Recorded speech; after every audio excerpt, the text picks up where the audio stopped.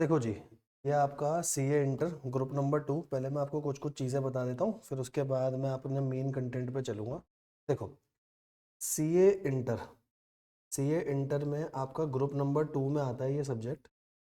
Group 1 की बात तो आप ऑलरेडी कर चुके हो सारी की सारी, है ना। ग्रुप नंबर 2 में आपका सबसे पहला सब्जेक्ट कॉस्टिंग है, फिर उसके बाद एफएमएसएम है, फिर एक अब टैक्सेशन भी शायद इसमें डाल दिया है। टैक्सेशन पीछे के टोटल 6 सब्जेक्ट हैं आपके, अब है ना। 6 में आपका पहले वाले ग्रुप में है अकाउंट्स, अब उसके बाद टैक्स और एक लॉ, ये पहले वाले ग्रुप में कर दिए। और सेकंड वाले ग्रुप में आपका कॉस्टिंग कर दिया, कॉस्टिंग, ऑडिट और एफएमएसएम, यही है ना 6 सब्जेक्ट, है ना। Yes sir. तो अपने को जो अभी इसमें पढ़ना है वो पढ़ना है एफएमएसएम। अब पहले एफएमएसएम के बारे में समझना है, एफएमएसएम आपका है क्या। तो एफएम होता है बेटा आपका फाइनेंशियल मैनेजमेंट। फाइनेंशियल मैनेजमेंट जो कि पूरा का पूरा मोस्टली आपका प्रैक्टिकल सब्जेक्ट है। और इसके बाद आपका आता है स्ट्रेटेजिक मैनेजमेंट, ये पूरा का पूरा आपका थ्योरी है, स्ट्रेटेजिक मैनेजमेंट। ठीक है, स्ट्रेटेजिक मैनेजमेंट पूरा थ्योरी है, फाइनेंशियल मैनेजमेंट पूरा प्रैक्टिकल है। स्ट्रेटेजिक मैनेजमेंट जस्ट वैसा ही है जैसा आपने बिजनेस स्टडीज पढ़ रखी है ना, जैसा आपने बीएसटी पढ़ रखी है 11th और 12th की, बस वही बातें हैं, बस उनको एक एक्सटेंशन की तरह बताया गया है कि यार अगर आप सीए कर रहे हो और आप किसी कंपनी में जा रहे हो तो उसकी क्या क्या बातें आपको ध्यान में रखनी है। मर्जर और एक्विजिशन के टाइप्स क्या होते हैं। पोर्टर, माइकल पोर्टर एक बंदा था, उसके 5 फोर्सेस क्या हैं बिजनेस के, उसके बारे में हमारे को चीजें पढ़नी है। ठीक है, फाइनेंशियल मैनेजमेंट ये टोटली प्रैक्टिकल कंसेप्ट है और इसमें आपको क्या क्या चीजें पढ़ने को मिलेंगी पहले वो बताया था थोड़ा बहुत। एक इसमें सबसे ज्यादा इंपॉर्टेंट कंसेप्ट है आपका टाइम वैल्यू ऑफ मनी। सबसे ज्यादा इंपॉर्टेंट कंसेप्ट जो कि आज की क्लास में ही हम थोड़ा बहुत करेंगे, क्योंकि अगर आपको टाइम वैल्यू ऑफ मनी अच्छे से समझ में आ गया तो आपको एफएम पूरा का पूरा अच्छे से समझ में आ जाएगा। ठीक है, टाइम वैल्यू ऑफ मनी का मतलब पता है क्या होता है। अगर आपको याद हो सीए फाउंडेशन के मैथ्स में भी ये टॉपिक होता था टाइम वैल्यू ऑफ मनी, जहां पर आप प्रेजेंट वैल्यू, फ्यूचर वैल्यू, ये चीजें कंसेप्ट पढ़ते थे। एन्यूटी क्या होती है, ये सारे कंसेप्ट आप पढ़ते थे। अगर उस टाइम आपको अच्छे से क्लियर नहीं भी हुआ तो भी कोई दिक्कत नहीं है, यहाँ पे बहुत इजी तरीके से मैं आपको बताऊंगा। ठीक है, ये मत सोचना एन्यूटी दोबारा से आ गया, इसके तो बहुत सारे फॉर्मूले थे, गंदा सा चैप्टर था, पता नहीं क्या आएगा, वैसा नहीं है, अच्छा टॉपिक है। सबसे पहला topic time value of money. इसके बाद इसके मेन जो कोर्स का कंटेंट है ना, उसमें चीजें समझना, उसमें क्या क्या चीजें हैं आप। सबसे पहला टॉपिक आता है कॉस्ट ऑफ कैपिटल। एक टॉपिक है आपका कॉस्ट ऑफ कैपिटल। एक टॉपिक है आपका लीवरेज, लीवरेज एक टॉपिक है। एक टॉपिक है आपका कैपिटल बजटिंग। कैपिटल बजटिंग का मतलब अगर मैं कहीं पर कोई इन्वेस्टमेंट कर रहा हूं तो मैं प्रपोजल को किस तरीके से डिसाइड करूंगा। एक चैप्टर है आपका working capital management. Working capital management, working capital management मतलब करंट एसेट और करंट लाइबिलिटी से रिलेटेड मैनेजमेंट, ये सबसे बड़ा चैप्टर है इस पूरे सिलेबस का। ठीक है, उसके बाद आएगा एक चैप्टर डिविडेंड डिसीजन, मेरे को कितना डिविडेंड बांटना चाहिए और कितना अपने पास रिटेन करके रखनी चाहिए अर्निंग्स, ताकि वो फ्यूचर में काम आ सके। एक चैप्टर है आपका कैपिटल स्ट्रक्चर। एक चैप्टर है बेटा आपका कैपिटल स्ट्रक्चर और उससे रिलेटेड जो भी आपकी थ्योरीज आएंगी वो। ठीक है, बेसिकली मोटा मोटा आपको ये सारे कंसेप्ट पढ़ने हैं। और अगर आपको बताऊं ना, इन सभी कंसेप्ट में एक कंसेप्ट जो सबसे ज्यादा इंपॉर्टेंट है, जो हर जगह यूज होगा, वो क्या है आपका टाइम वैल्यू ऑफ मनी। ये आपका हर जगह यूज होगा, बिना इसके आपका काम ही नहीं हो सकता। अब पहले आपको थोड़ा सा खाली थोड़ा सा ब्रीफ कर देता हूँ कि सिलेबस में क्या क्या चीजें। सबसे पहला है cost of capital. Cost of capital का मतलब क्या है, अगर एक कंपनी है तो बताओ कंपनी कहाँ कहाँ से पैसा उठा सकती है, कंपनी के सोर्सेज ऑफ फाइनेंस क्या होंगे आपके हिसाब से।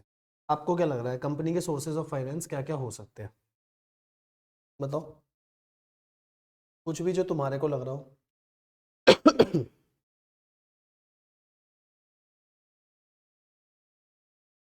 फंड रेज कर सकती है। हाँ, फंड रेस कर सकती है। फंड कहाँ कहाँ से रेस करा जा सकता है। शेयर से, डिवेंचर से।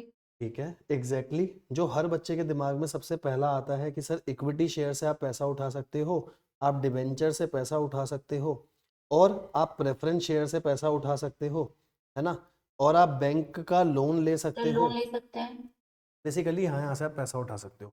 तो पता है आप कॉस्ट ऑफ कैपिटल में क्या पढ़ोगे। कॉस्ट ऑफ कैपिटल में हमारे को क्या पढ़ना है, इन सब की कॉस्ट क्या होगी। जैसे इक्विटी शेयर वालों को बताओ मैं क्या देता हूँ, इक्विटी शेयर वालों को मैं दूंगा डिविडेंड। तो कंपनी को क्या कॉस्ट आएगी इक्विटी वालों से पैसा उठाने की। डिवेंचर और लोन पे मैं क्या दूंगा, इंटरेस्ट Interest. दूंगा, है ना, तो इंटरेस्ट कॉस्ट हो गई। प्रेफरेंस शेयर वालों को क्या दूंगा, प्रेफरेंस शेयर वालों को भी डिविडेंड दूंगा।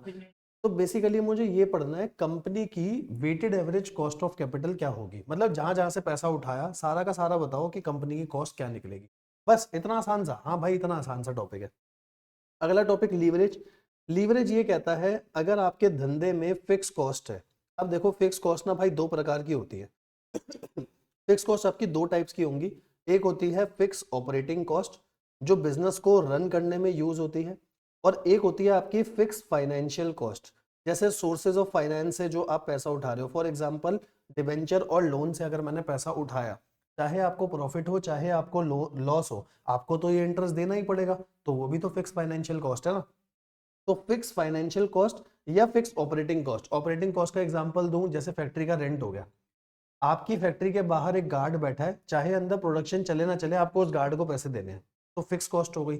तो इन कॉस्ट को बोला जाता है ऑपरेटिंग कॉस्ट।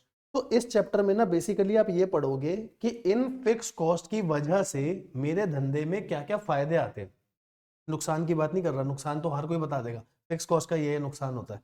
आपको बेसिकली इस चैप्टर में पढ़ना है फिक्स कॉस्ट को इनकर करने से मेरे फायदे क्या क्या है, क्योंकि फिक्स कॉस्ट तो सेम रहेगी। अगर मैं अपनी प्रोडक्शन 1000 से 10,000 यूनिट कर दूं तो पर यूनिट कॉस्ट सबकी कम हो जाएगी।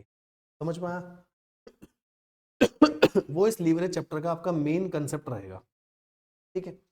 कैपिटल बजटिंग में क्या पढ़ोगे? कैपिटल बजटिंग का मतलब है मुझे कोई मशीनरी खरीदनी है, मुझे कोई मशीनरी परचेज करनी है पहली चीज, या मुझे कोई कहीं पर इन्वेस्टमेंट करनी है।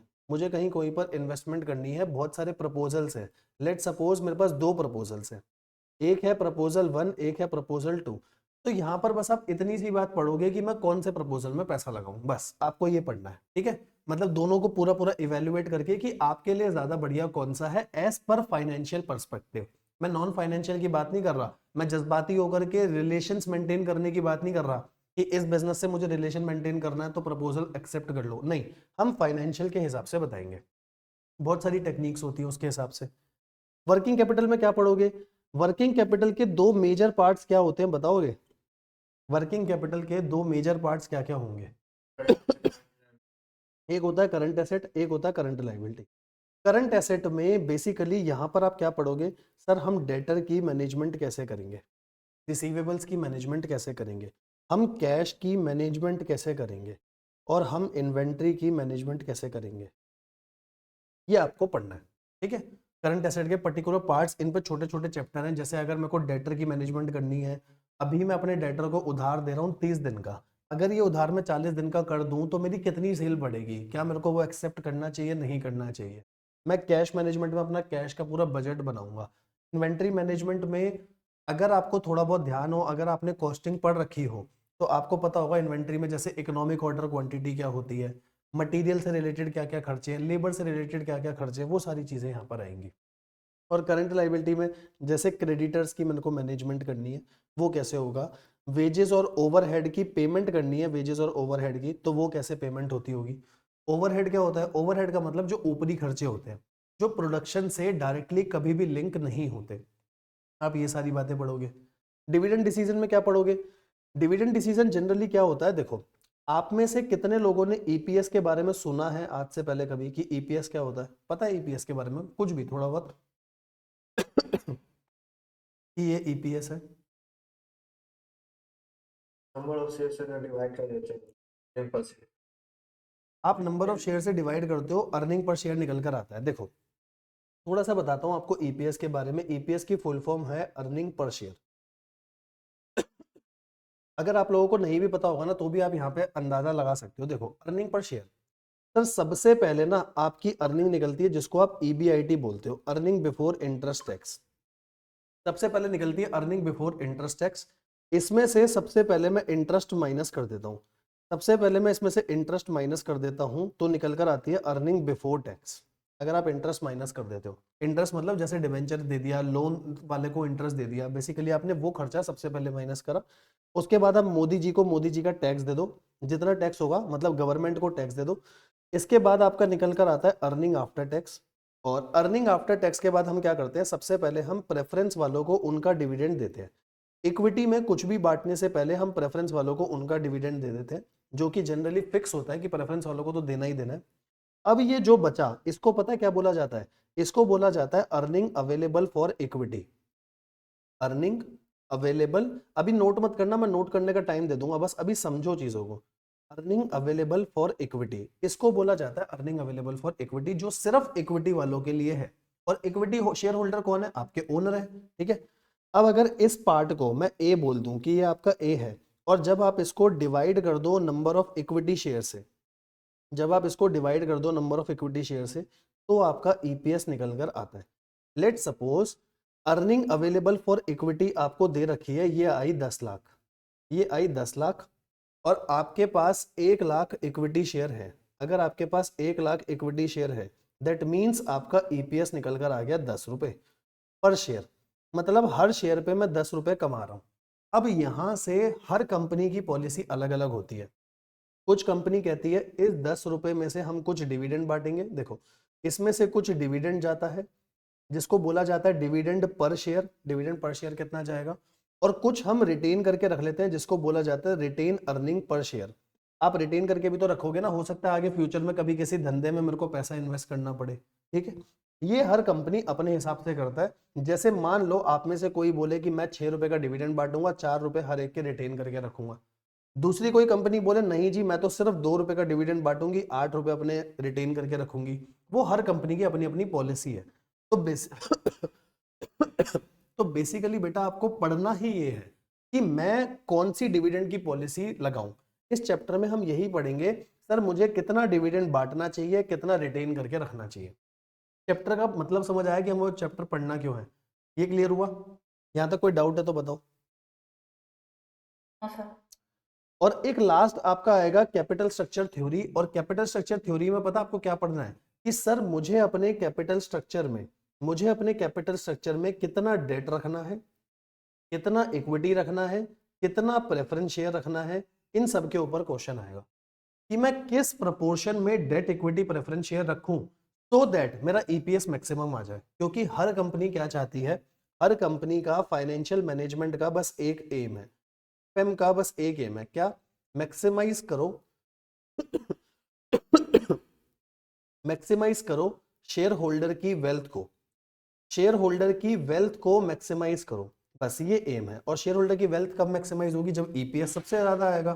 तो आपको बहुत सारे प्लान्स दिए जाएंगे, आपको बताना होगा इसमें से कौन सा प्लान बढ़िया है जहां शेयर होल्डर की अर्निंग सबसे ज्यादा हो रही है। बताओ, यहां तक की बात क्लियर हुई? क्या आपको एफएम का सारा सिलेबस क्लियर हुआ? मैं स्ट्रेटेजिक मैनेजमेंट का सिलेबस नहीं बताऊंगा, वो तो जब हम पढ़ेंगे आपको अच्छे से समझ में आता जाएगा, वो प्योर थ्योरी है। बट एफएम की चीजें क्या आपको अच्छे से क्लियर हुई? ये आपके लिए एक नया कंसेप्ट है ना। अब एक एक बात समझना बेटा, आपका जो पेपर 100 मार्क्स का है ना, मैं 100 मार्क्स का जो आपका पेपर है, मैं आपको एक बात दावे के साथ कह सकता हूँ, एसएम तो थ्योरी है, अगर आपको आता भी होगा तो कहीं ना कहीं आधा या 1 नंबर आईसीआई बहुत आराम से काट लेता है किसी भी क्वेश्चन में, अगर आपको आता हुआ तो। बट बेटा इसमें जो एफएम वाला पोर्शन है ना आपका, यहाँ आप फुल मार्क्स गेन कर सकते हो, इसमें कोई दिक्कत नहीं है। क्यों फुल मार्क्स? मेरे को बस 2-3 चीज़ों का ध्यान रखना है, मेरे को सारे यूनिट लगा के आने हैं, मुझे सारे फॉर्मूले लिखने हैं। यहाँ 100 मार्क्स लाना, 100 में से एफएम वाले में पूरे नंबर लाना कोई बड़ी बात नहीं है। एफएम वाले पार्ट में पूरे जान लगा देना कि यहाँ प्रैक्टिकल में पूरे नंबर आएंगे। मैं अभी आपको दिखा भी दूंगा, बहुत आसान है। बस आपको कैलकुलेटर चलाना आना चाहिए सही से, कैलकुलेटर की ट्रिक्स पता होनी चाहिए, क्वेश्चन पता होना चाहिए, आप बहुत आराम से कर लोगे, ठीक है। रही स्ट्रेटेजिक मैनेजमेंट, स्ट्रेटेजिक मैनेजमेंट में आपको इतना अच्छे से याद करवा दूंगा अगर कोई क्वेश्चन आया, सर 4 मार्क्स का क्वेश्चन है, आपके 3-3.5 तो पक्के हैं, अगर आईसीआई पूरे 4 दे दे तो वो और बढ़िया। तो ये पूरा का पूरा सब्जेक्ट आपका ना ऐसे बन जाएगा कि 100 मार्क्स पूरे आएंगे। और बिलीव मी, आपने सीए इंटर के जो 6 सब्जेक्ट पढ़े हैं, 6 में से सबसे आसान सब्जेक्ट ये है, सबसे स्कोरिंग सब्जेक्ट ये है एफएम। हर बच्चा ये सोच के जाता है कि यार यहाँ तो मेरे को ज्यादा से ज्यादा स्कोर करना है, क्योंकि यहाँ आप जितना ज्यादा स्कोर करोगे वो आपका एग्रीगेट खींचेगा, ठीक है ना। तो इस पे अच्छे से फोकस करते हुए चलना। अब आप देख लो, इसमें अगर आपको कुछ नोट करना है तो बोले नोट कर लो, ठीक है, और नोट नहीं करना तो बताओ, फिर अपन आगे चल लेंगे। अगर इसमें आपको कोई भी चीज़, कोई चैप्टर का कंटेंट नोट करना है तो फिर आप नोट कर सकते हो, फिर मैं अपनी मेन कंटेक्स्ट पे जाऊंगा। एक बार कैपिटल बजटिंग दोबारा बता दीजिए। कैपिटल बजटिंग का मतलब क्या है समझना, आपको अपने बिजनेस में ना कोई बड़ी मशीनरी लेकर आनी है। अब यार बिजनेस के लिए आप ऐसे मत सोचना कि मशीन होगी कोई 1 लाख 2 लाख की, नहीं। आपका बिजनेस की बड़ी मशीन से 1 करोड़ रुपए की, 2 करोड़ रुपए की बहुत बड़ी बड़ी मशीन आपको लगानी है। तो उन मशीन्स में पैसा इन्वेस्ट करने से पहले ना आप कैपिटल बजटिंग करते हो, मतलब आप कैपिटल बजटिंग डिसीजंस लेते हो कि यार अगर मैं ये मशीनरी लगा रहा हूँ, इससे आने वाले फ्यूचर में क्या क्या खर्चे होंगे, पहले तो मेरे को सारे के सारे खर्चे वो बताओ, ठीक है। इससे फ्यूचर में आने वाली इनकम क्या होगी, और अगर इनफ्लो ज्यादा हो रहा है फ्यूचर के आउटफ्लो से तो मैं उसमें जाऊंगा, अदरवाइज मैं नहीं जाऊंगा। ये तो मशीनरी की बात हो गई। मान के चलो आपकी अपनी कंपनी है, आप मान लो थोड़ी देर के लिए मान लो आप एक कंपनी के सीएफओ, चीफ फाइनेंशियल ऑफिसर हो या सीईओ। आपको बोला गया आपके पास दो चीजें हैं, या तो आईपीएल में एक टीम खरीद लो, एक फ्रेंचाइजी खरीद लो, दूसरा आपके पास एक ऑफर है कि आप लंदन में अपना रेस्टोरेंट लगा लो। आप बताओ आप कौन सा चूज करोगे? क्या आप ऐसे ही रैंडमली कोई चूज कर सकते हो? नहीं चूज कर सकते। आपको उसकी पूरी एनालिसिस करनी पड़ेगी। अगर मैं आईपीएल की टीम खरीद रहा हूं तो उसमें कितना पैसा जा रहा है, आने वाले टाइम पे मेरे पास क्या क्या इनफ्लो आएगा, मेरे को क्या क्या कॉस्ट बियर करनी पड़ेगी, सारी की सारी चीजें। अपार्ट फ्रॉम दैट अगर मैं लंदन में कोई रेस्टोरेंट खोल रहा हूं तो उससे रिलेटेड मेरे खर्चे क्या हैं, और अगर मेरे को उसको स्केल करना है तो उससे रिलेटेड मेरे इन्फ्लोस क्या होंगे। फिर मैं नेट में देखूंगा कि भाई अगर ये 10 साल का प्रोजेक्ट है तो 10 साल में मेरे पास ज्यादा पैसा कहां से आ रहा है, मैं उस तरफ जाऊंगा। उसे बोला गया है कैपिटल बजटिंग डिसीजन। क्लियर हुआ? Yes sir. है ना? अब देखो जी, अगर इसमें कुछ नोट करना है तो बिल्कुल कर लो, आराम से टाइम दे रहा हूँ तुम्हारे को। देखो यार मैं ना तुम्हारे को एक बात बता रहा हूँ, मेरी सारी एफएम की क्लासेस में जिस टाइम पे मैं समझा रहा हूँ ना, प्लीज ट्राई करो उस टाइम पे समझ लो। लिखने का टाइम मैं आपको आराम से दे दूंगा, मुझे जल्दी नहीं है, मैं आपको पूरा लिखने का टाइम दूंगा। बस जिस टाइम पे मैं समझा रहा हूँ ट्राई करो एक बार उस बारे में समझ लो, फिर आप सारे क्वेश्चन आराम से कर पाओगे। ठीक है? कुछ लग रहा है आपको कि इसमें कुछ नोट करने जैसा है तो बिल्कुल नोट कर लो, नहीं तो फिर चलते हैं आगे।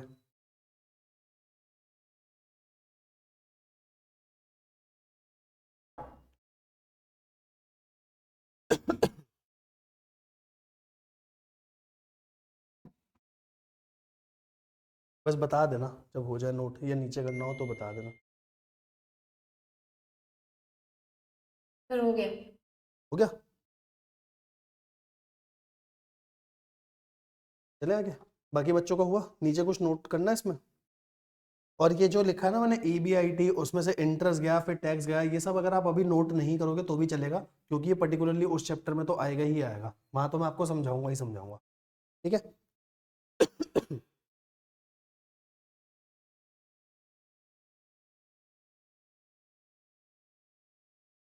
बताओ जी, चले आगे या करना है कुछ नोट? हो गया सर, बढ़िया है। हो गया? चले आगे। यस आओ जी। सर। Yes sir. अब समझना, अब सबसे पहले मैं आपको जरा बुक्स के बारे में बता देता हूँ। टोटल एफएम की हमारी 2 मॉड्यूल्स हैं, 2 मॉड्यूल है। पहली मॉड्यूल 1, जिसका पूरा का पूरा इंडेक्स आपका ICAI के हिसाब से बना हुआ है, आपको ICAI का मॉड्यूल देखने की भी जरूरत नहीं है। ठीक है? दूसरा मॉड्यूल 2, पर बच्चा होता है, बच्चा ना कंपेयर करता है आईसीआई के मॉड्यूल से कि आईसीआई के सारे क्वेश्चंस कवर हो रहे हैं नहीं हो रहे हैं, तो मैं वो आपको अभी दिखा दूंगा। बाकी आपको कवर करने हो, कंपेयर करना हो, आप बिल्कुल करो। मेरे मॉड्यूल में क्या है, जो मैंने 2 मॉड्यूल बनाई है उसमें ICAI का सारा कंटेंट है। ICAI के साथ साथ आपके पास्ट ईयर के जो भी क्वेश्चंस हैं, पास्ट ईयर के क्वेश्चंस, उससे रेलेवेंट आपका कोई भी MTP हो, कोई भी RTP हो, सारी की सारी चीजें ऑलरेडी डली हुई है, सब कुछ डला हुआ है। ठीक है? तो आपको बस वो सारे क्वेश्चंस करने हैं, और इन क्वेश्चंस के साथ साथ सारे कंसेप्ट भी इसी मॉड्यूल में है। बाकी मैं सारे कंसेप्ट आपको क्लास में समझाऊंगा जरूर। ठीक है? वहां सारे कंसेप्ट आपके लिखे हुए भी हैं, और अगर आपको उसको और इजी लैंग्वेज में लिखना, आप आराम से लिख भी सकते हो, कोई दिक्कत वाली बात नहीं है। ठीक है? मैं सबसे पहले आपको एक मॉड्यूल दिखा देता हूँ। ठीक है? दूसरी भी बिल्कुल सेम मॉड्यूल है, तो दैट आपको एक आइडिया लग जाएगा।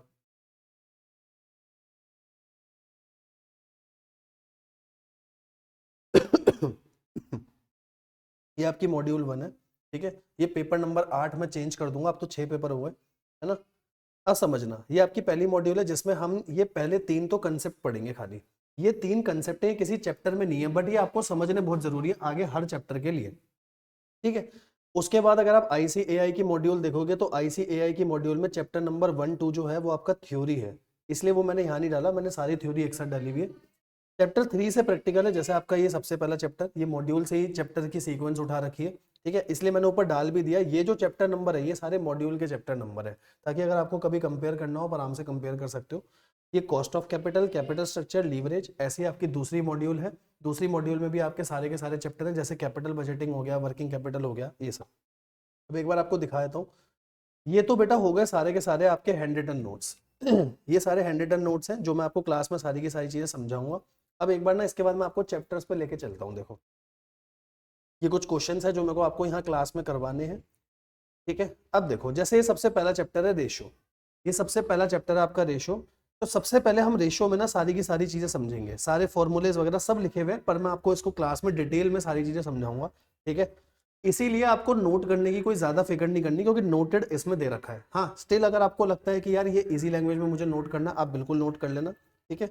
और जहां रेशो के सारे कंसेप्ट होंगे उसके बाद ये सारे क्वेश्चन आ गए। सबसे पहले ICAI के क्वेश्चन, जितने क्वेश्चन ICAI के हैं सारे पहले वो आएंगे। अब इसके बाद मैं थोड़ा सा नीचे आपको लेके चलता हूँ।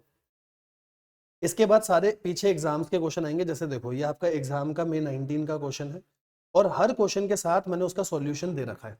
मैं आपको ज्यादातर क्वेश्चन क्लास में करवाऊंगा प्रॉपर सॉल्यूशन के साथ। स्टिल जो क्वेश्चन मैं आपको होमवर्क दूंगा पहले वो आपको खुद से करके देखने हैं, सबके सॉल्यूशन यहाँ पर हैं, फिर आप सॉल्यूशंस को देख भी सकते हो कि हमारा आंसर सही आ रहा है नहीं आ रहा, ठीक है। चाहे एग्जाम का क्वेश्चन हो, जैसे एग्जाम देखो नवंबर 20 का क्वेश्चन है आपका, RTP का क्वेश्चन होगा, सारी की सारी चीजें मैंने इसमें डाल दी ताकि आपको अलग से कुछ भी नहीं करना पड़ेगा, ठीक है। ये RTP का क्वेश्चन आ गया। बस अगर कोई भी एग्जाम का या RTP का डायरेक्टली क्वेश्चन या MTP का कोई ऐसा क्वेश्चन आया है जो पहले से मॉड्यूल में है, मैंने बस वो नहीं डाला। जो बिल्कुल बिल्कुल सेम क्वेश्चन है ना मैंने वो हटाए हैं, बाकी सारी की सारी डिटेल आपकी इसमें है, ठीक है। एक एक चीजें मैंने वहीं से उठाई है, सजेस्टेड आंसर भी मैंने उन्हीं के उठा रखे हैं ताकि आपको कहीं कोई प्रॉब्लम ना आए, ठीक है। ये आपको बेटा दिखाना है इसीलिए जरूरी होता है, क्योंकि बच्चों के दिमाग में ना फिर एक चीज आती ही आती है, क्या सर इसमें पीछे के सारे पास्ट ईयर के क्वेश्चन हैं, RTP है, MTP है, ICAI की चीजें हैं या नहीं है, इसीलिए सारी चीजें बतानी बहुत जरूरी, ठीक है। यहाँ तक कि हमारी बुक्स की बात हुई।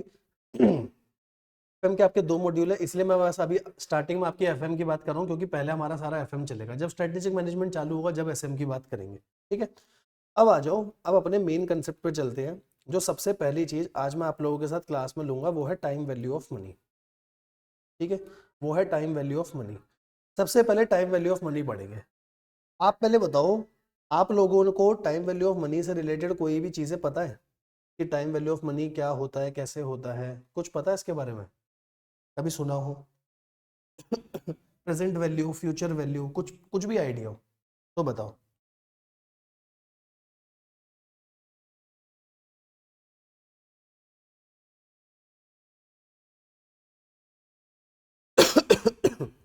हाँ जी बताओ, पार्टिसिपेट करना भाई पूरा, कुछ आइडिया हो।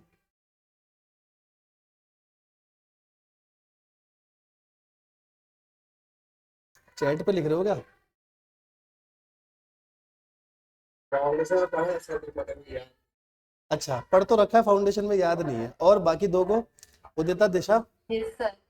पढ़ तो रखा है याद नहीं है। अच्छा, और उदिता? तो बोला तो फाउंडेशन में पढ़ा। अच्छा आओ जी। देखो टाइम वैल्यू ऑफ मनी ना एक ऐसा कंसेप्ट है जो बच्चों को एक बार में समझ में नहीं आता, ठीक है। अब समझना टाइम वैल्यू ऑफ मनी का क्या कंसेप्ट, ठीक है। मैं आपके सामने ना स्टार्ट करूंगा बहुत बेसिक से, बिल्कुल बेसिक से। आप मुझे बताना, आपके पास 2 ऑप्शंस है, आपके पास 2 ऑप्शंस है, पहला ऑप्शन और दूसरा ऑप्शन। 2 ऑप्शन आपको दे रखे हैं। क्या ऑप्शन है? Take take 1000 as on today. मैं आपको बोल रहा हूँ मेरे से 1000 रुपये आज ले लो, टेक 1000 एज ऑन टुडे। और दूसरा ऑप्शन है आपके पास टेक 1050 आफ्टर 1 ईयर। 1 साल बाद आप मेरे से 1050 रुपये ले लो। इकोनॉमी में जो इस टाइम पे रेट ऑफ इंटरेस्ट चल रहा है, इकोनॉमी में इस टाइम पे जो रेट ऑफ इंटरेस्ट चल रहा है वो चल रहा है 7% पर एनम का। आप बता सकते हो आपके लिए दोनों ऑप्शन में से कौन सा बढ़िया होगा? बताओ दोनों ऑप्शन में से आपके हिसाब से कौन सा बढ़िया होगा?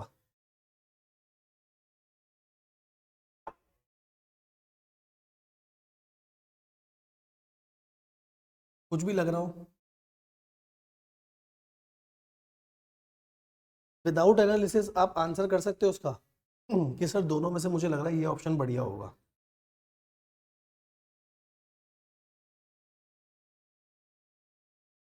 बताओ जी।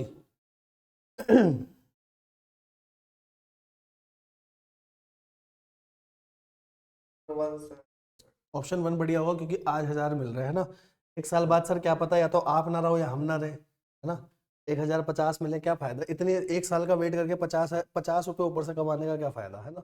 अब समझना फाइनेंशियल मैनेजमेंट क्या कहता है, आपको इसका डिसीजन कैसे देना है। सबसे पहले एक बात बताओ, अगर मैं ऑप्शन वन की बात करूं, अगर मैं ऑप्शन वन की बात करूं तो क्या मेरे को पैसा आज मिल रहा है या बाद में मिल रहा है। सर ये पैसा मेरे को टुडे आज मिल रहा है, ये पैसा आज मिल रहा है, ये पैसा मिल रहा है आफ्टर 1 ईयर। ठीक है, मतलब एक तरीके से ये मेरी प्रेजेंट वैल्यू हो गई क्योंकि मेरे को पैसा आज मिलेगा, ये मेरी फ्यूचर वैल्यू हो गई। सर दोनों का बेस ही सेम नहीं है, दोनों का बेस सेम नहीं है। और बेटा अगर दोनों का बेस सेम नहीं हो तो कंपैरिजन पॉसिबल ही नहीं है, आप कंपेयर कर ही नहीं सकते, कंपैरिजन नॉट पॉसिबल। अभी आपको कुछ नोट नहीं करना, बस अभी समझने पे ध्यान देना।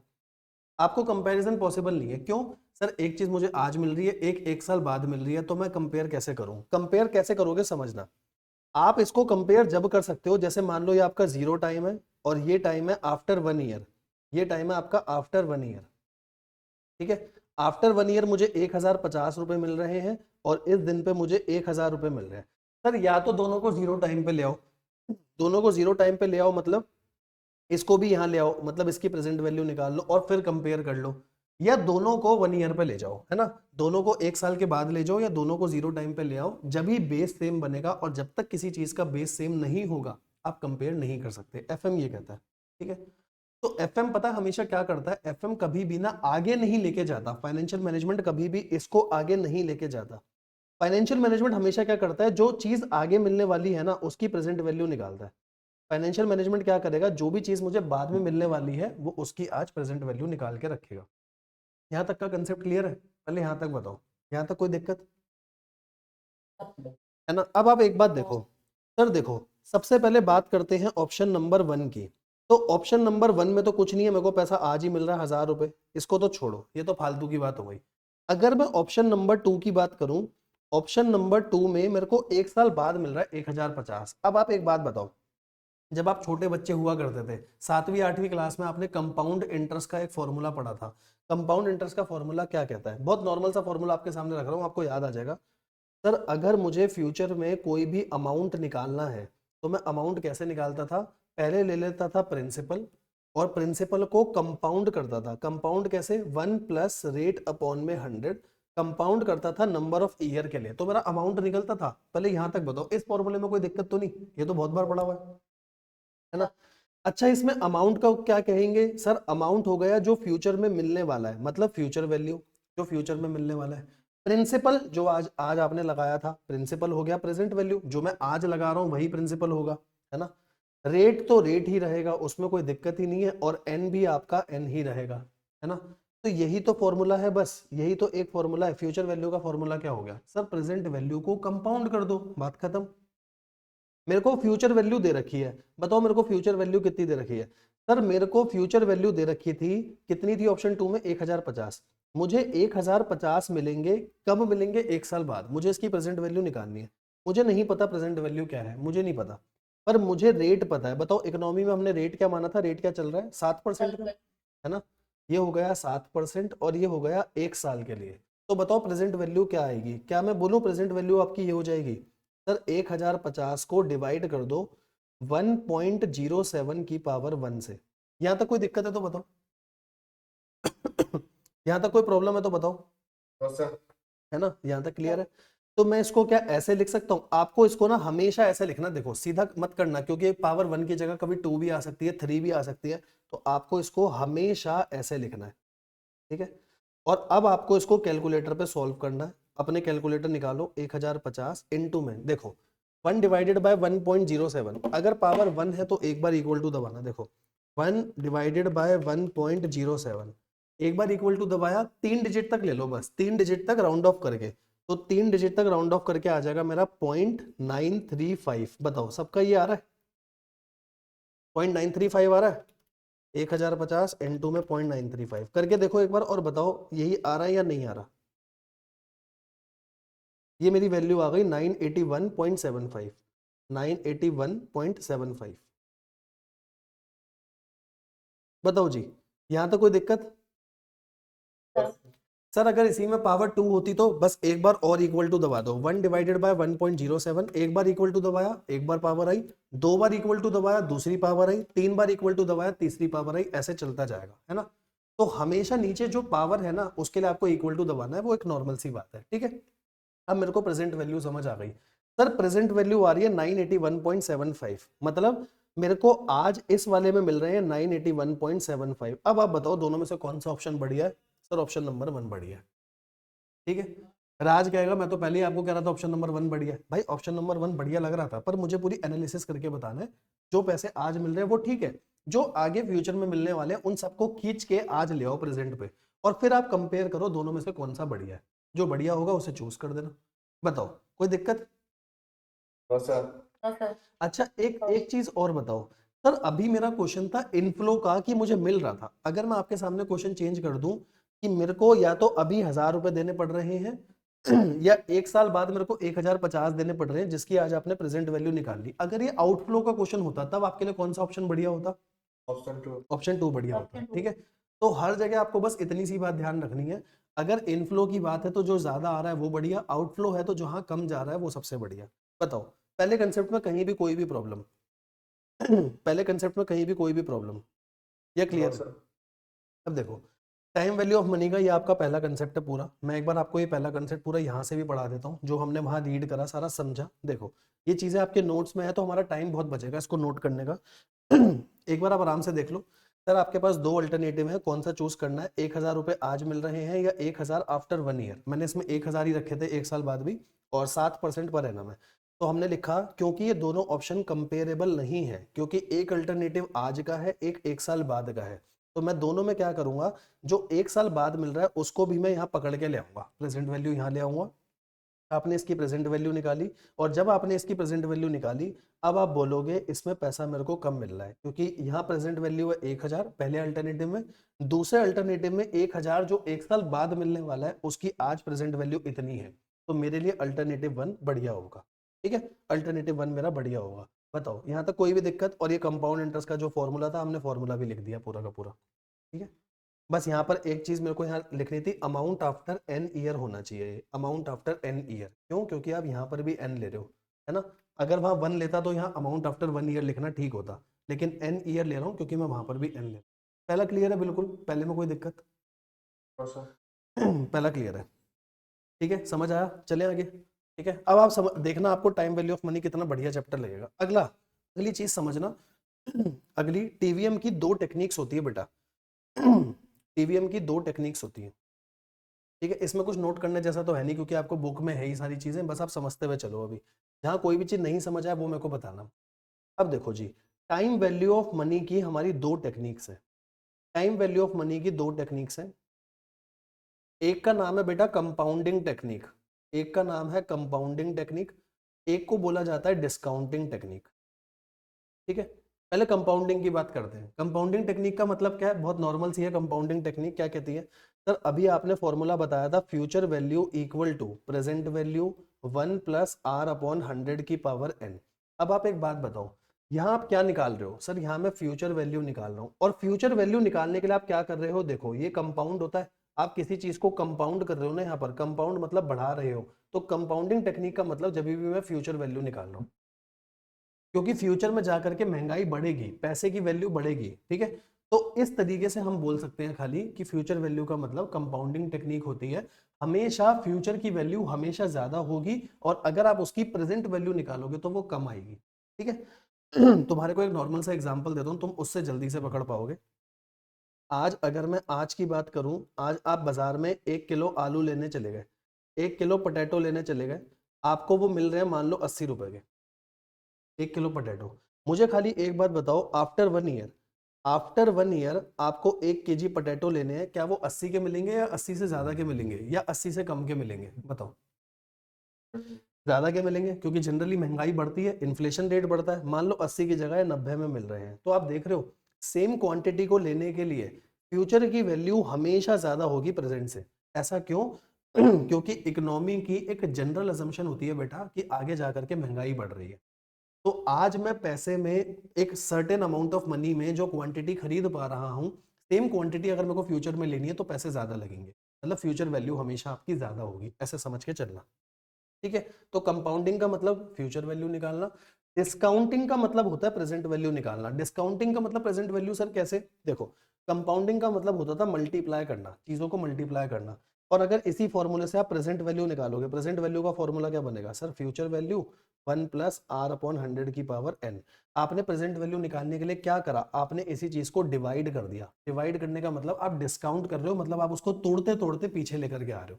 ठीक है, क्योंकि प्रेजेंट वैल्यू हमेशा कम होती है। तो जैसे हमने अपने क्वेश्चन में भी करा था, 1050 में को एक साल बाद मिलने वाला था, मैं उसको तोड़ता तोड़ता पीछे लेकर के आया। बताओ, क्लियर हुआ? Yes sir. बिल्कुल क्लियर है। आओ जी, अब इसके ऊपर हम देखते हैं जो हमने वहां पे कंसेप्ट लिख रखे हैं। देखो, एक हो गई आपकी future value technique. Future value technique का मतलब जो हमने फॉर्मूला पढ़ा था वही। सर यहाँ पे आर के नीचे 100 क्यों नहीं लगा रखा? क्योंकि हम ना यहाँ पर मान रहे हैं बेटा कि आर ये डेसिमल में ही है, ऑलरेडी डेसिमल में है। जैसे आप देखो यहाँ आर 10% है तो हमने लिया ही 0.10। आप लिखना चाहते हो आप आर अपॉन 100 करके भी लिख सकते हो, 10 अपॉन 100, फर्क कुछ नहीं पड़ेगा उससे। ठीक है। कंपाउंडिंग का ये फॉर्मूला, डिस्काउंटिंग मतलब जब हम प्रेजेंट वैल्यू निकालते हैं। ठीक है, अब बस अब आप एक काम करके देखो, क्या आपसे ये सारी वैल्यूज निकल रही है? जैसे अगर मैं आपको बोलूं आपने कहीं पर आज 100 रुपए इन्वेस्ट करे, आपने कहीं पर 100 रुपए इन्वेस्ट करे, 10% का रेट ऑफ इंटरेस्ट चल रहा है, तो मुझे बताओ फ्यूचर वैल्यू 1 साल बाद क्या होगी, फ्यूचर वैल्यू 2 साल बाद क्या होगी, और फ्यूचर वैल्यू 3 साल बाद क्या होगी? क्या आप निकाल पा रहे हो? एक बार चेक करना, ये निकाल पा रहे हो? कंपाउंडिंग कैलकुलेटर पे कैसे होगी? कैलकुलेटर पे बताऊं? जैसे देखो, पहला वाला है 1.1 की पावर 1, उसमें तो कुछ है ही नहीं, 1.1 इंटू में 100 कर दिया, वो तो नॉर्मल आ जाएगा। अगला वाला 1.1 की पावर 2 है, मल्टीप्लाई इक्वल टू दबाओ, पावर 2 आ जाती है। इसके बाद एक बार और इक्वल टू दबाओगे, पावर 3, फिर एक बार और इक्वल टू, पावर 4। मतलब कभी भी मल्टीप्लाई में कोई पावर है तो पहले मल्टीप्लाई इक्वल टू दबा के आप पावर 2 पे पहुंचते हो। ये वाली बात ना ध्यान रखना, यहाँ आप पावर 2 पे पहुंचते हो, मतलब अगर स्क्वायर करना है किसी का, सीधा मल्टीप्लाई इक्वल टू करते हो। पर यहाँ पर जब प्रेजेंट वैल्यू की बात हो रही है और मेरे को 1 डिवाइडेड बाय 1.06 की पावर 2 निकालनी है मान लो, तो सबसे पहले मैं करूंगा 1 डिवाइडेड बाय 1.06, एक बार इक्वल टू दबाऊंगा तो पावर 1 आएगी, फिर दूसरी बार इक्वल टू दबाऊंगा तो पावर 2 आएगी। ठीक है, मतलब कभी भी स्क्वायर करा तो पहली पावर ही 2 आती है मल्टीप्लाई इक्वल टू के बाद, फिर इक्वल टू दबाता हूँ, और डिवाइड में पहली पावर 1 आती है, फिर उसके बाद दूसरी, फिर तीसरी। ये कंसेप्ट क्लियर हुआ? यहाँ यस तक सर। यहाँ तक कोई दिक्कत तो नहीं ना? अब एक बार आप ये देखो, क्या आपकी फ्यूचर वैल्यू सारी सेम आ रही है? एक ये फ्यूचर वैल्यू भी और एक ये वाला एग्जांपल भी, एक बार करके देखो क्या आपका ये निकल रहा सही। फिर आगे चलते हैं।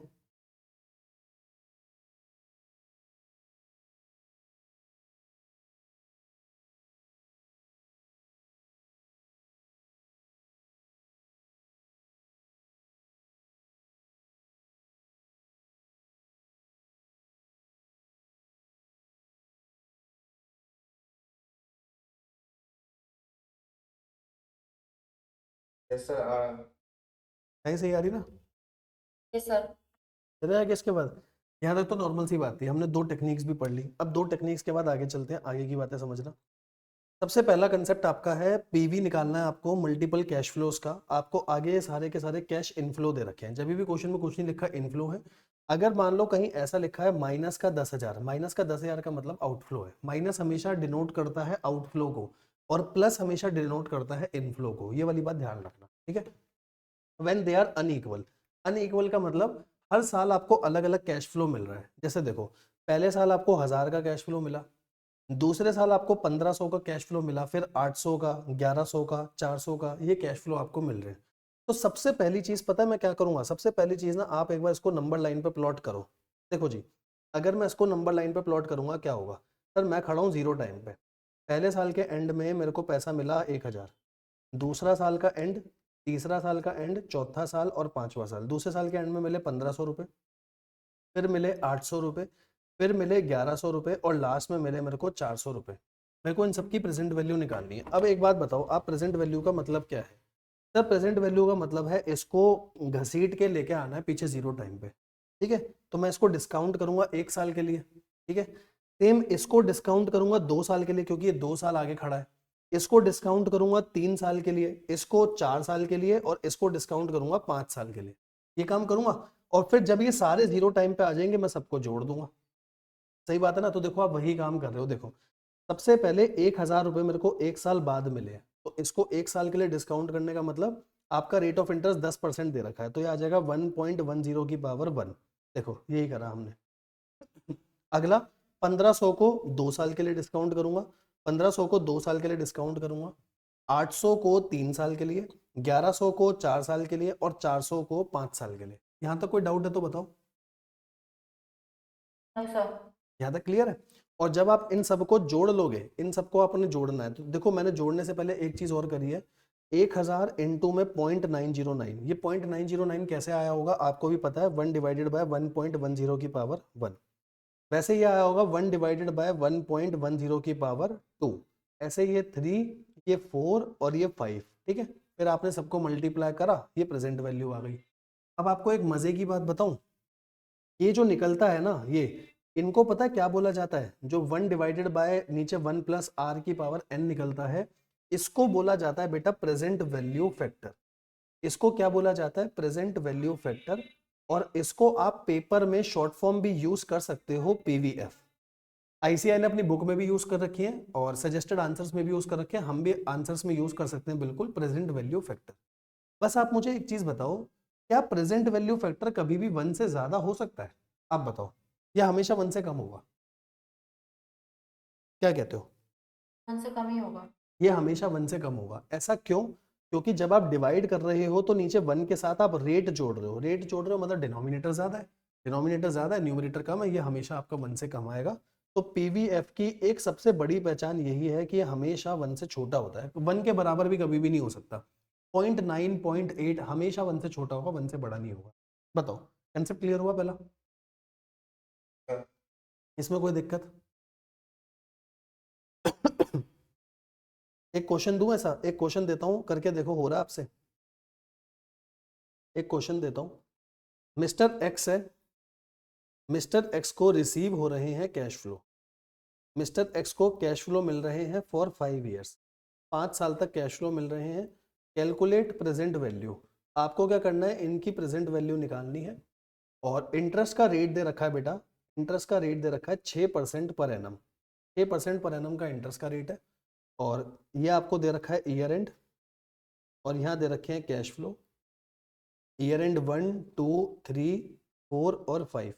पहले साल में आपको मिल रहे हैं 1,700 रुपये, अगले साल में मिल रहे हैं 850 रुपये, फिर मिल रहे हैं 500 रुपये, फिर मिल रहे हैं 2,100 रुपये और यहाँ मिल रहे हैं 1,450 रुपये। मेरे को प्रेजेंट वैल्यू निकाल के दिखाओ, क्या प्रेजेंट वैल्यू निकल रही है इसकी? एक बार करो।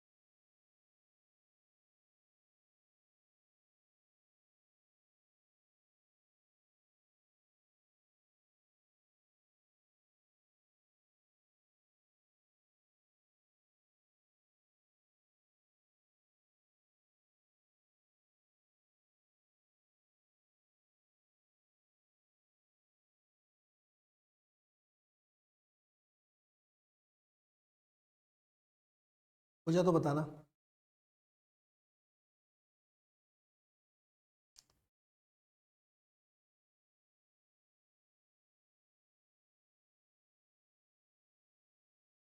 हो गया सर। हो गया? बताओ जी क्या आ रहा है आंसर? टोटल है सर 5526.95। 5526.995। एक बार बाकी बच्चे भी चेक करो, आपका आंसर भी सेम आ रहा है।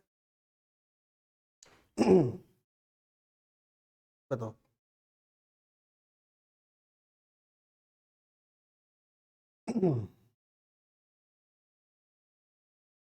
बाकियों का हुआ?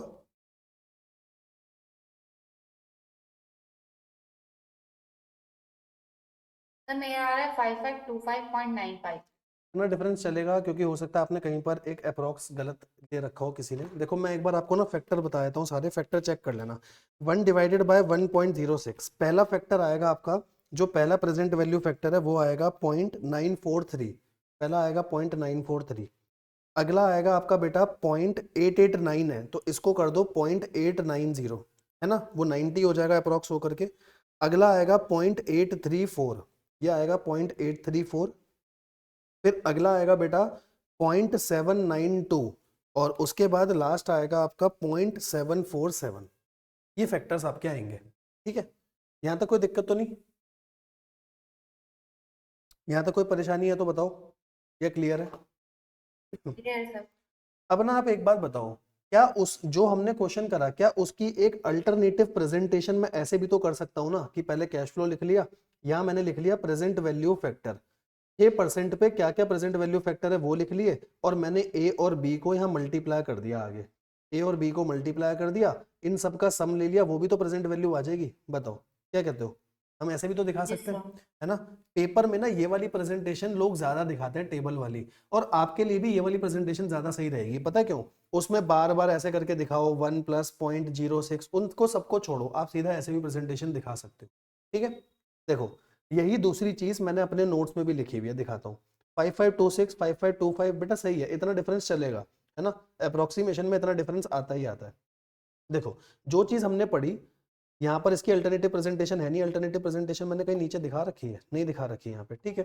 तो यहाँ पर ना आप अल्टरनेटिव प्रेजेंटेशन डाल लेना जब आपको बाद में नोट्स मिले, तो ये काम भी कर सकता हूँ मैं ये काम भी कर सकता हूँ, बस आपको यहाँ एक बार दिखा देता हूँ, क्योंकि आगे ज्यादातर क्वेश्चन जो इन्होंने सजेस्टेड आंसर्स में सॉल्व कर रखे हैं ना बेटा, वो इस बेसिस पे कर रखे हैं। ये क्या कहते हैं?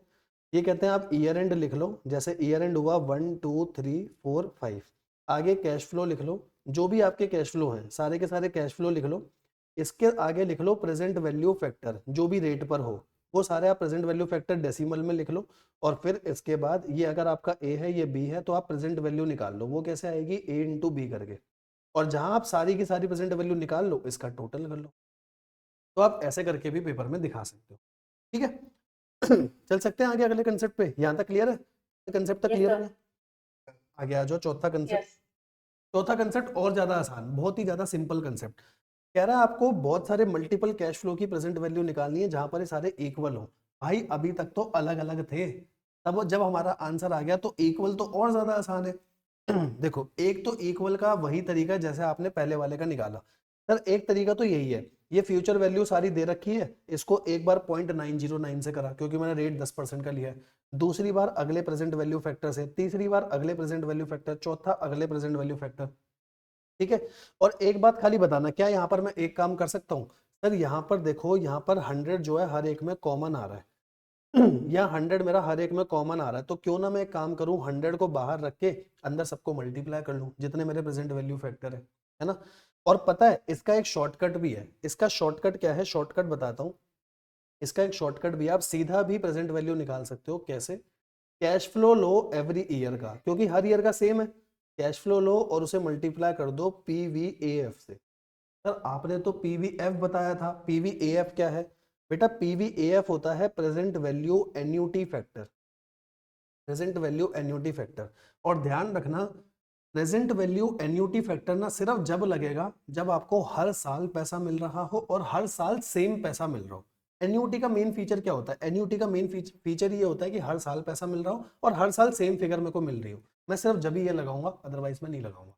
सर फिर पीवीएएफ निकलता कैसे ये भी बता दो। तो पीवीएएफ का मतलब पता है क्या होता है? पीवीएएफ का बस मतलब होता है इन सब का सम, इन सब के सम को हम पीवीएएफ कहते हैं। सर क्या इन सब के सम को हम कैलकुलेटर पे भी कैलकुलेट कर सकते हैं? सीधा आप कैलकुलेटर पे भी निकाल सकते हो, देखना कैसे। आई होप आपके पास यही वाला कैलकुलेटर हो, या आपके पास बेटा जो भी कैलकुलेटर हो उसमें जीटी का एक बटन होना चाहिए। देखो ये रहा जीटी का बटन, जीटी का बटन होता है ग्रैंड टोटल का, ठीक है।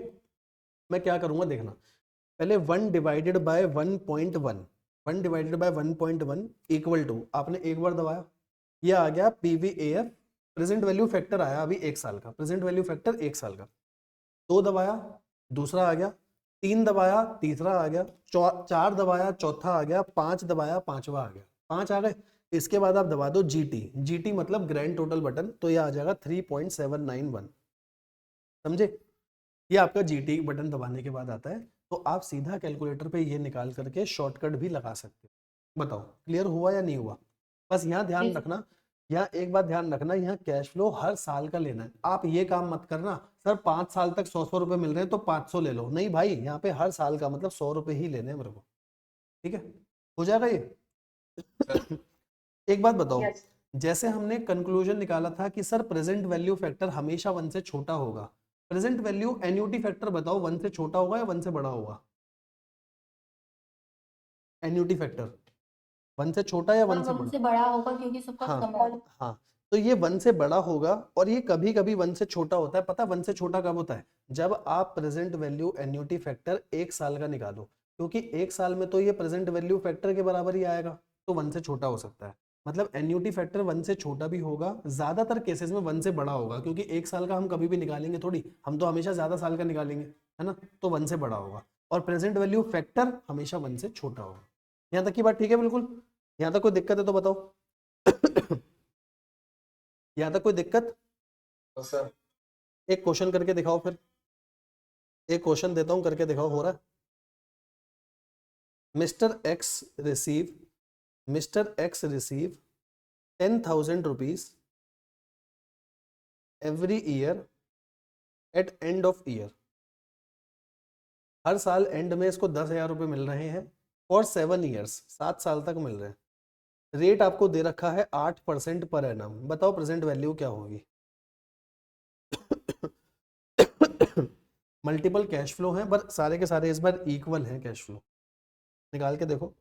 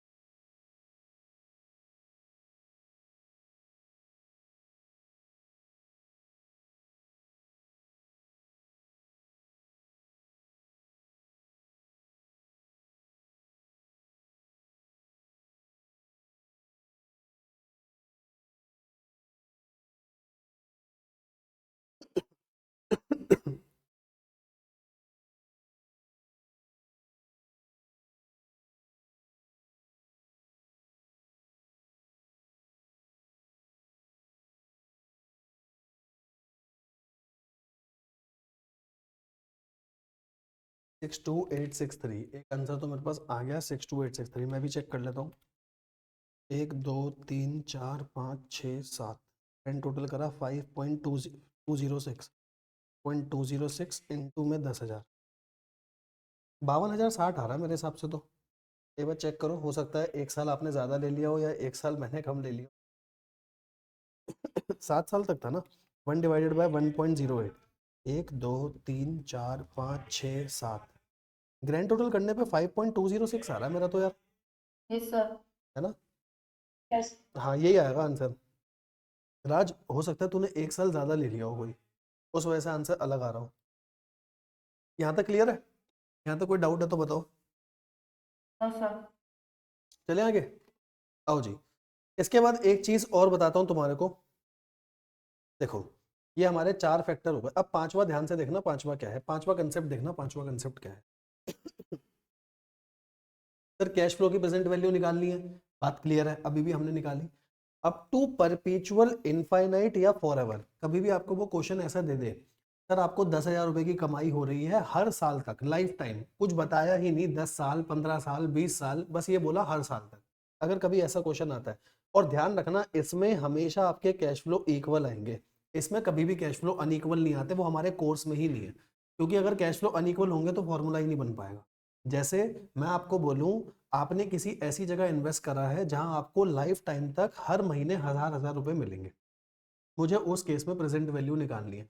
अब भाई मेरे को तो पता ही नहीं लाइफ कितनी है, तो हम हमेशा इन्फिनिटी मानते हुए कि ईयर एंड इन्फिनिटी है और हर साल मुझे 100 रुपए मिल रहे हैं। पता है इस केस में प्रेजेंट वैल्यू कैसे निकलती है? आप एक तो ऊपर ले लो कि आपको हर साल या हर महीने क्या पैसे मिल रहे हैं, जो पैसे मिल रहे हैं, जैसे आप वहां पे एन्यूटी के केस में भी ऐसे ही करते थे ना, यहाँ पे भी एन्यूटी है, यहाँ पे भी एन्यूटी है आपकी, यहाँ पर क्यों एन्यूटी है? क्योंकि हर साल मुझे सेम पैसा मिल रहा है, और इसको डिवाइड कर दो डिस्काउंट रेट से, बस बात खत्म, ये इसकी प्रेजेंट वैल्यू आ जाती है। प्रेजेंट वैल्यू का मतलब कुछ नहीं करना, कैश फ्लो जो हर साल का है और divided by discount rate, discount rate interest rate जो बोलना चाहते हो वो बोल लो, इसको बोलते हैं प्रेजेंट वैल्यू निकालना। तो फॉर्मूला क्या है? एनुअल कैश फ्लो अपॉन में डिस्काउंट रेट। और एक बात ध्यान रखना एक बात ध्यान रखना, कभी भी क्वेश्चन साइलेंट है लाइफ के लिए तो आप हमेशा परपेचुअल मानते हुए चलोगे। परपेचुअल का मतलब इनफाइनाइट लाइफ है, अगर कभी भी क्वेश्चन साइलेंट होगा हम हमेशा उसे परपेचुअल मानते हुए चलेंगे, मतलब इनफाइनाइट लाइफ है आपकी। और प्रेजेंट वैल्यू इनफाइनाइट लाइफ की जब कैश फ्लो अनइक्वल हो, वो हमारे सिलेबस में ही नहीं है, क्योंकि उसका कोई फॉर्मूला ही नहीं है। तो आपके पास हमेशा क्वेश्चन ऐसे आएगा, जैसे हर साल आपको 1500 रुपए मिल रहे हैं अगले लाइफ टाइम के लिए, और मैंने आपको बोला 6% का इंटरेस्ट रेट है, तो मुझे उसकी प्रेजेंट वैल्यू बताओ। आप क्या करोगे? 1500 को डिवाइड कर दोगे 6% से। ध्यान रखना या 1 वगैरह कुछ प्लस नहीं करना, या सिर्फ 6% से डिवाइड करना। बताओ, क्लियर हुआ? यहाँ तक कोई डाउट? No sir. क्लियर है यहाँ तक? ठीक है, चल सकते हैं आगे। Yes sir. और पता है वैसे होता क्या है, ये ना एक्चुअल में आपकी जीपी की सीरीज बन रही होती है, वहां से फॉर्मूला डिराइव हुआ है, पर क्योंकि डेरिवेशन आपके सिलेबस में है नहीं इसलिए मैं करा नहीं रहा। फालतू की चीज़ों में क्यों हम टाइम बर्बाद करें, है ना? उससे तो बढ़िया हम एग्जाम के क्वेश्चंस कर लेंगे, वो ज़्यादा बढ़िया है। अगला कंसेप्ट देखना, अगला कंसेप्ट क्या है? कैश फ्लो की प्रेजेंट वैल्यू निकालनी है परपेचुअल इनफाइनाइट फॉर एवर तक, जब कैश फ्लो ग्रो कर रहे हो। कैश फ्लो ग्रो कर रहे हो सर, इसका मतलब क्या है? जरा ध्यान से पढ़ना question. I want to receive 100 at year end 1, आपको पहले साल में 100 रुपए मिल रहे हैं, और उसके साथ मैं चाहता हूं हर साल मेरे को पैसा मिले अप टू परपेचुअल, और वो 5% से बढ़ रहा हो। ध्यान रखना, मुझे हर बार पैसा 100 रुपए नहीं चाहिए, हर साल पैसा 5% से बढ़ रहा हो, और रेट ऑफ इंटरेस्ट दे रखा है 10%। पता है इस केस में प्रेजेंट वैल्यू कैसे निकलेगी? देखो पहले साल के एंड में क्या मिलेगा? 100। सर पहले साल के एंड में 100 रुपए मिलेंगे, और इसको डिवाइड कर दो पहले तो डिस्काउंट रेट से। इतना काम तो आप पहले भी करते थे, डिस्काउंट रेट से डिवाइड। बस अब इस डिस्काउंट रेट में से माइनस कर दो ग्रोथ रेट, और ग्रोथ रेट है आपकी 5%, मतलब 100 को डिवाइड कर दूंगा 5%। ठीक है, मतलब अगर ग्रोथ रेट नहीं दे रखा तो नॉर्मल डिस्काउंट रेट से डिवाइड कर दो, अगर ग्रोथ रेट दे रखा है तो discount rate minus growth rate से अपना क्वेश्चन कर लो। बताओ क्लियर हुआ या नहीं हुआ? यहाँ तक क्लियर है?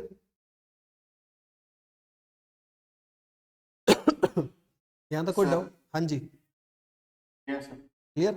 बाकी दोनों को, उदिता दिशा क्लियर है बेटा? Yes sir. अच्छा, यस। अब मैं आपके सामने ना एक क्वेश्चन रख रहा हूँ, आपको आंसर देना है उसका। ठीक है, देखते हैं क्या आप आंसर दे पाते हो, और बहुत नॉर्मल सा क्वेश्चन है। राज के पास 4 ऑप्शन है, राज के पास 4 ऑप्शन है, आप मुझे बताओगे चारों ऑप्शन में से बढ़िया कौन सा है। राज के पास 4 ऑप्शन है। पहला ऑप्शन है 10,000 रुपीज रिसीव करना, 10,000 रुपीज रिसीव करना एवरी ईयर, हर साल, एवरी ईयर फॉर 7 ईयर्स, 7 साल तक रिसीव करना है। और इसमें आपको रेट दे रखा है, रेट दे रखा है 6.5% पर एनम का रेट है, 6.5% पर एनम, पहला ऑप्शन।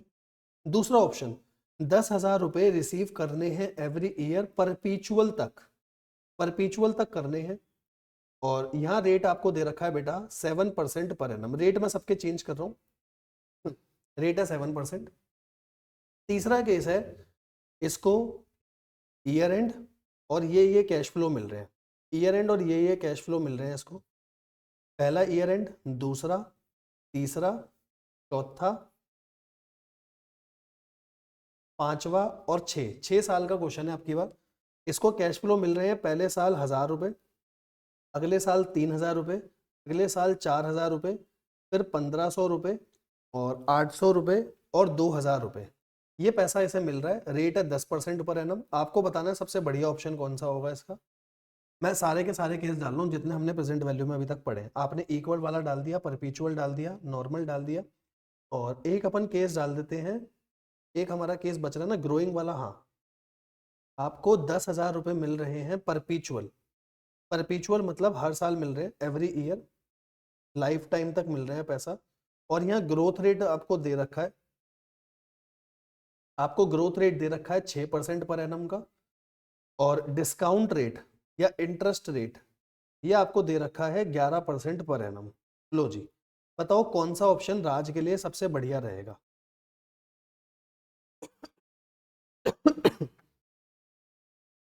आपको कोई भी चीज पूछनी हो आप पूछ सकते हो, कोई भी फॉर्मूला पूछना हो पूछ सकते हो, निकाल के बताओ। और मुझे हर ऑप्शन की प्रेजेंट वैल्यू चाहिए, ठीक है, ताकि हम मैच कर पाएं कि प्रेजेंट वैल्यू सही आ रही है या अलग आ रही है।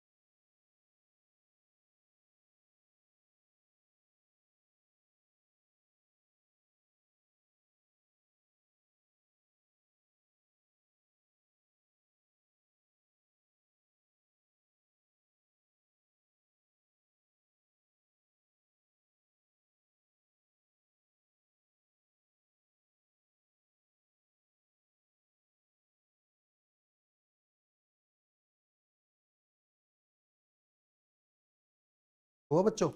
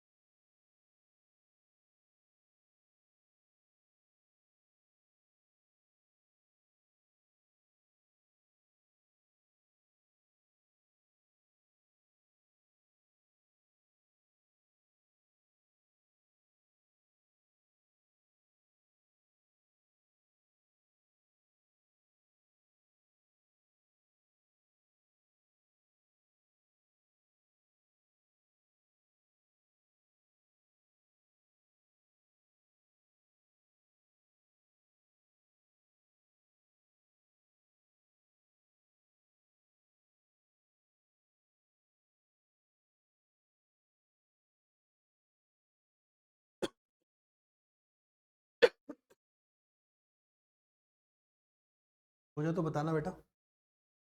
हो गया। हो गया? हाँ जी, क्या आ रही है वैल्यूज? पहले वाले की वैल्यू बताओ। 10,000 आपको हर साल मिला 7 साल तक, मैं भी निकाल लूँ साथ के साथ। 7 साल तक 6.5% पे मिला है ना, तो 6.5% पे ये आएगा आपका, 1 मिनट, 6.5 1 डिवाइडेड बाय 1.065 है ना। कितने साल के लिए? 7 साल के लिए। 1 2 3 4 5 6 7, ग्रैंड टोटल करके आ रहा है 5.485। 5.485 आ रहा है, 5.485 आ रहा है present value annuity factor. 5.485 into में 10,000, तो इंटू में 10,000, पहले की वैल्यू आएगी 54850। पहला वाला क्लियर है? पहले वाले में कोई दिक्कत है तो बताओ। पहले वाले में कोई दिक्कत बेटा?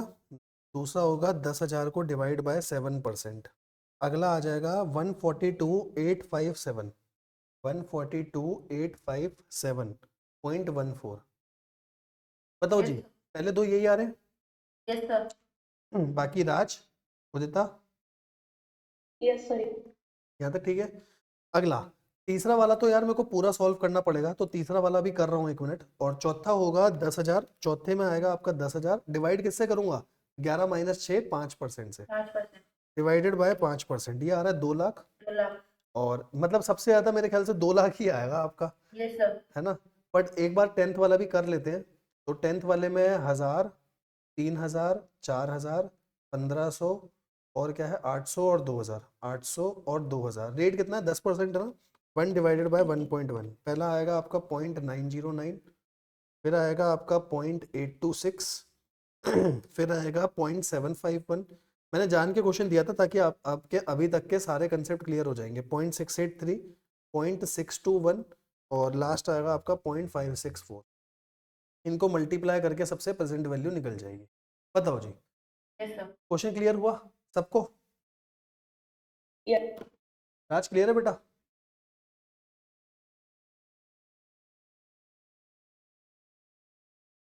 राज का हुआ नहीं क्या अभी?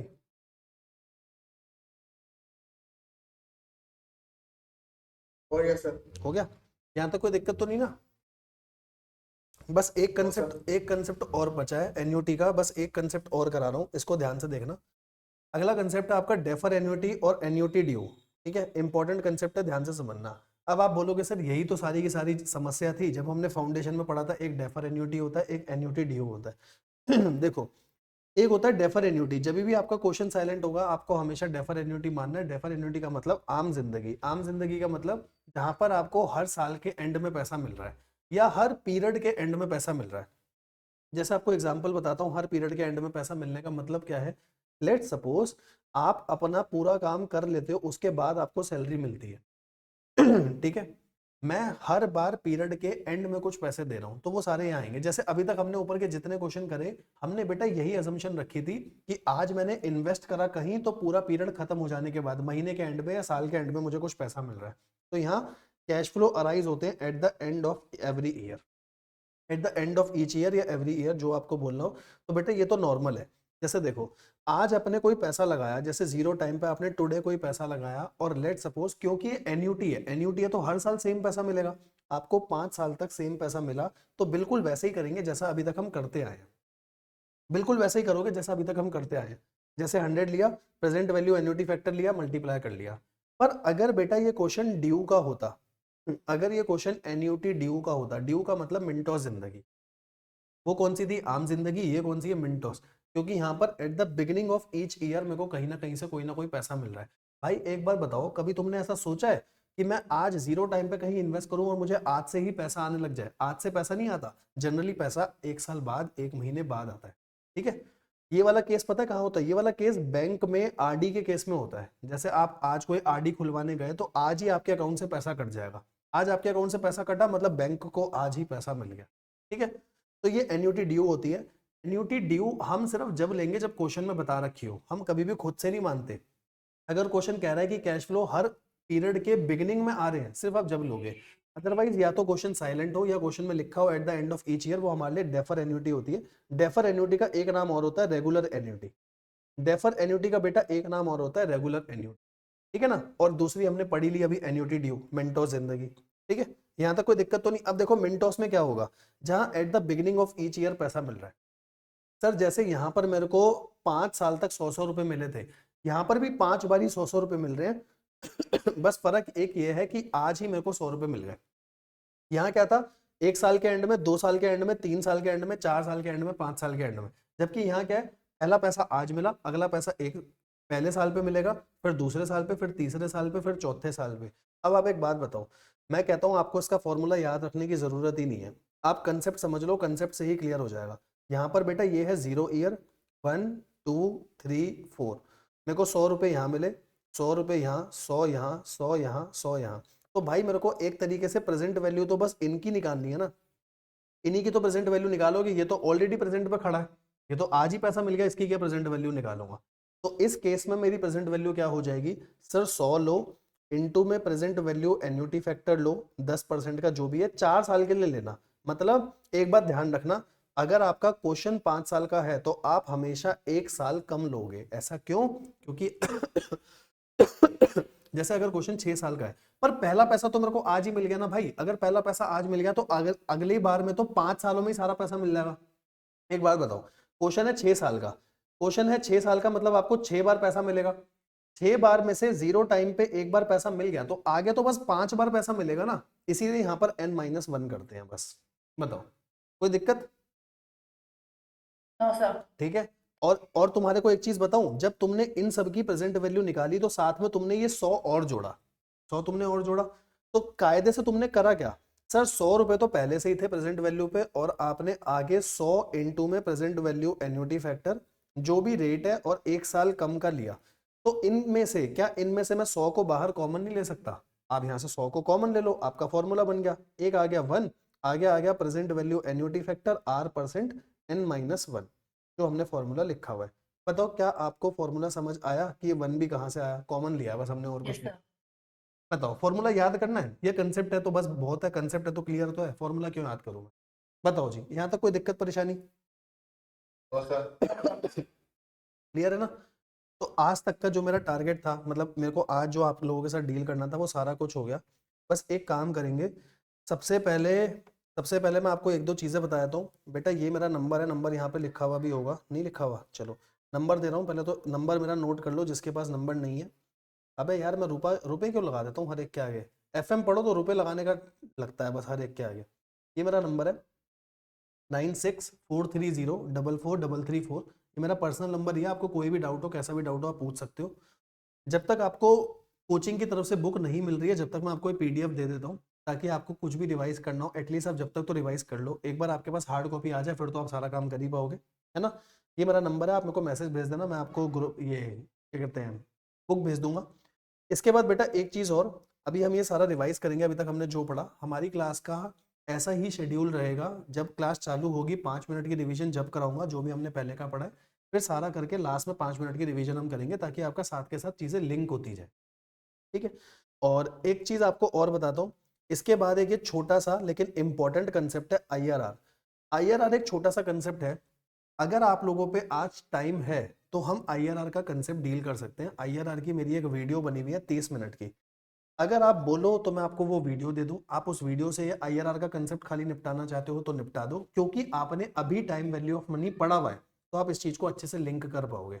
अदरवाइज दूसरा हमारे पास ये ऑप्शन है कि सर आप लाइव क्लास में ही कराना सैटरडे को, तो जैसे आप बोलो मैं वैसे डील कर लूंगा, आप बताओ कैसे कर, जो आप बोलो सेम सर इसी में हम से देख करा। लेते हैं और नेक्स्ट क्लास में आप एक बार बस proof करा दीजिए टाइप। ठीक है, ऐसे कर लो, मुझे कोई प्रॉब्लम नहीं है, मैंने इसी वाले नोट्स में से कराया तो आपको कहीं कोई दिक्कत नहीं आएगी, ठीक है। वो एक बार खाली देख के रख लो, तो ये होगा हमारा IRR तक का सारा कंसेप्ट हो गया। फिर भी मैं एक काम करूंगा, जब हमारी अगली क्लास होगी ना, मैं गो थ्रू सारा करवाऊंगा कि देखो ये ऐसे हुआ, हमारा थोड़ा सा बस टाइम बच जाएगा वहां पे, ठीक है। अब देखो आज की क्लास में हमने जो भी पढ़ा एक बार मैं आपको बस वो रिवाइज करवा देता हूँ, देखो बस वो रिवाइज करवा देता हूँ। सर सबसे पहला कंसेप्ट हमने पढ़ा कि दो चीजें हैं, या तो मेरे को आज पैसा मिल रहा है या 1 साल बाद पैसा मिल रहा है, तो 1 साल बाद वाले को भी मैं आज लेकर के आऊंगा और फिर मैं दोनों की प्रेजेंट वैल्यू के हिसाब से अपना डिसीजन दूंगा। मैं कभी भी फ्यूचर में नहीं जाता, मैं सबकी प्रेजेंट वैल्यू निकालता हूँ। प्रेजेंट वैल्यू का फॉर्मूला वही बचपन वाला फॉर्मूला जो हमने अमाउंट का फॉर्मूला पढ़ा था, प्रेजेंट वैल्यू इनटू में 1 प्लस रेट की पावर n। उसमें प्रेजेंट वैल्यू प्रिंसिपल होता था और अमाउंट का मतलब फ्यूचर वैल्यू होता था। रेट हमेशा हमें डेसिमल में लेना होता है और n का मतलब नंबर ऑफ ईयर्स है। इसके बाद हमने पढ़ा बेटा टीवीएम की दो टेक्निक होती है, एक फ्यूचर वैल्यू, एक आपकी कौन सी दूसरी present value technique. Future value को कंपाउंडिंग टेक्निक भी बोला जाता है क्योंकि यहाँ पर आप कंपाउंड करते हो। प्रेजेंट वैल्यू को डिस्काउंटिंग टेक्निक बोला जाता है क्योंकि हम वहां पे डिवाइड करते हुए चलते हैं चीजों को।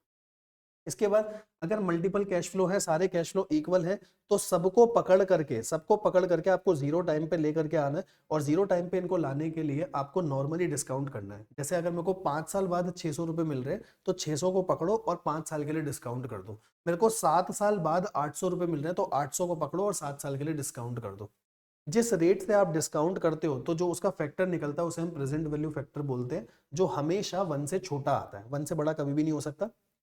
पर बेटा अगर ये इक्वल कैश फ्लो होंगे, अगर हमारे ये इक्वल कैश फ्लो होंगे तो एक बात ध्यान रखना, हमारे को इतना कुछ करने की जरूरत ही नहीं है, शॉर्टकट लगा सकते हो। हर साल का जो कैश फ्लो है वो ले लो और मल्टीप्लाई कर दो प्रेजेंट वैल्यू एन्यूटी फैक्टर से।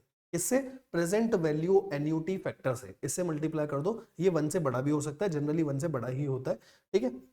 और होता क्या है, ये प्रेजेंट वैल्यू फैक्टर का ग्रैंड टोटल होता है और कुछ नहीं होता। अगर परपीचुअलिटी तक है तब तो कुछ करना ही नहीं, जो आपके हर साल का कैश फ्लो है डिवाइड कर दो सीधा डिस्काउंट रेट से। लेकिन अगर ग्रोथ रेट दे रखा है तो discount rate minus growth rate करना डिनोमिनेटर में, ठीक है। इसके बाद हमने एन्युटी पढ़ी, दो तरीके की जिंदगी, एक आम जिंदगी एक मिंटोस जिंदगी। आम जिंदगी जनरली आपको पीरियड के एंड में पैसा मिलता है, और मिंटोस जिंदगी जहां आपको पीरियड के बिगिनिंग में हर बार पैसा मिल रहा हो, ठीक है। तो पीरियड के एंड में मिल रहा है उसमें तो कुछ नहीं करना, पीरियड के बिगिनिंग में मिल रहा है तो फॉर्मूला क्या है, कैश फ्लो एक साल मतलब बिगिनिंग वाला कैश फ्लो क्या है, स्टार्टिंग का कैश फ्लो क्या है, ब्रैकेट में 1 प्लस में present value annuity factor R% एक कम साल के लिए n-1 ईयर के लिए। आपको फॉर्मूला पता हो ठीक है, आपको लॉजिक से करना हो आप लॉजिक से भी कर सकते हो। अब मेरे को बताओ यहाँ तक आपका कोई भी डाउट कोई भी परेशानी, यहाँ तक आपका कोई भी डाउट कोई भी परेशानी अच्छा क्लियर है? क्लियर। अब एक बात समझना, ये जो IRR वाला मैं आपको कंसेप्ट कह रहा हूँ ना, वो पता है वीडियो में कहाँ तक करा रखा है, ये पहला हो गया, ये दूसरा हो गया, यहाँ तक जहाँ पर ये IRR का कंसेप्ट है, बस इतना ही है, इतना ही वो वीडियो में मैंने करा रखा है ताकि आपका ये हो जाएगा, क्योंकि आपने ना अभी टाइम वैल्यू ऑफ मनी पढ़ा है तो आप इस चीज को अच्छे से समझ पाओगे, ठीक है। हो पाए तो ठीक है, नहीं हो पाए तो हम क्लास में कर लेंगे, देख लेना जैसे आपको ठीक लगे। मैं इसीलिए कह रहा हूँ ताकि नेक्स्ट क्लास में सबसे पहले मैं आपके क्वेश्चंस करवा पाऊंगा वैल्यूएशन ऑफ सिक्योरिटी के, और एक बार आपके क्वेश्चन हो गए तो आपका FM का सारा बेसिक खत्म हो जाएगा, सारा बेसिक खत्म हो जाएगा, फिर हम अपने मेन चैप्टर पे चल सकते हैं, ठीक है जी। बाकी आज की क्लास में इतना ही। आप लोगों की कोई समस्या हो कोई परेशानी हो आप पूछ सकते हो, कोई दिक्कत लग रही हो आप बिल्कुल पूछ सकते हो, बताओ जी। बाकी मेरे को मैसेज कर देना, मैं आपको बुक दे दूंगा जब तक आपको फिजिकल कॉपी मिले इसकी, ठीक है। हाँ जी, चलो ठीक है गाइस, फिर करते हैं अपना अगली क्लास में, आज की क्लास में इतना ही रखते हैं, ठीक है। Thank you.